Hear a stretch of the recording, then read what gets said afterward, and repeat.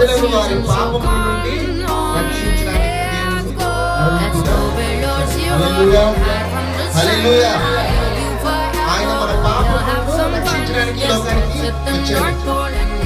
మనం రక్షించుకోవడం ఆయనకు ఇష్టం లేక ఒక నరరూపంగా ఈ లోకానికి వచ్చాడు. దేవుడు ఈ లోకానికి రావాల్సిన అవసరం ఏంటి? మనం నశించుకోవడం ఆయన ప్రజలు. ఆయన సృష్టించి ఆయన చేతులతో మనల్ని చెక్కుకున్నాడు. ఒక మట్టిలో జీవముగా నరుడు జీవాత్మ ఆయన. మరి ఆయన మన పాపములు ఎక్కువైపోయి ఈ లోకంలో అనేక విపరీతమైన పాపం ఎక్కువైపోయింది. ఆయన